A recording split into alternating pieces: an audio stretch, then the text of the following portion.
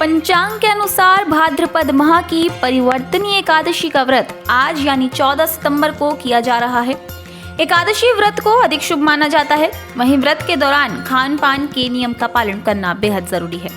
धार्मिक मान्यता के अनुसार इन नियमों का पालन न करने से साधक विष्णु जी की कृपा की प्राप्ति से वंचित रह जाता है। सनातन धर्म में सभी पर्व और व्रत का विशेष महत्व होता है। इसी तरह जगत के पालनहार भगवान विष्णु को समर्पित एकादशी तिथि का खास महत्व है। एकादशी व्रत हर माह के कृष्ण और शुक्ल पक्ष की एकादशी तिथि पर किया जाता है।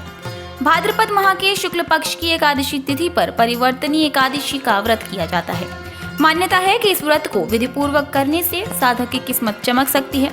तो चलिए अब जानते हैं कि परिवर्तनीय एकादशी के व्रत में आपको किन चीजों का सेवन करना है और किन चीजों का नहीं। देखिए, पंचांग के अनुसार भाद्रपद माह के शुक्ल पक्ष की एकादशी तिथि 13 सितंबर को रात 10:30 पर शुरू हो चुकी है। वहीं इस तिथि का समापन आज यानी 14 सितंबर को रात 8:41 पर होगा। ऐसे में परिवर्तनीय एकादशी का व्रत आज ही यानी कि 14 सितंबर को किया जा रहा है। एकादशी व्रत का पारण द्वादशी तिथि में किया जाता है। ऐसे में व्रत का पारण 15 सितंबर यानी कि कल सुबह 6:06 से लेकर 8:24 तक आप कर सकते हैं, यानी कि इस दौरान आप अपने व्रत को खोल सकते हैं। अब बात करेंगे कि आपको व्रत के पारण के समय किन चीज़ों का सेवन करना है। देखिए, अगर आप परिवर्तनीय एकादशी का व्रत रखे हुए हैं तो अन्न और चावल का सेवन आपको बिल्कुल भी नहीं करना है।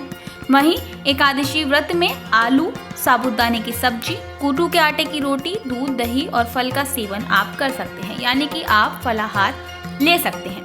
इन चीज़ों को ग्रहण करने से पहले प्रभु को भोग जरूर लगाएं।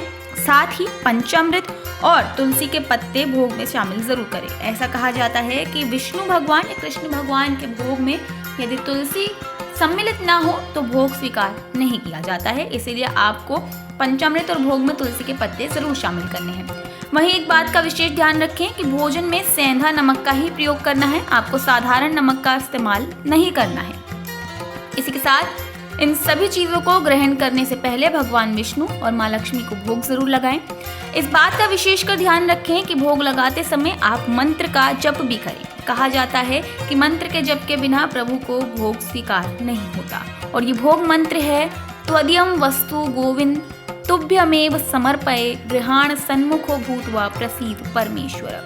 इसका अर्थ ये है कि ईश्वर के द्वारा दिया गया हम ईश्वर को ही समर्पित कर रहे हैं। कृपा करके प्रभु हमारे द्वारा दिए गए भोग को स्वीकार कीजिए।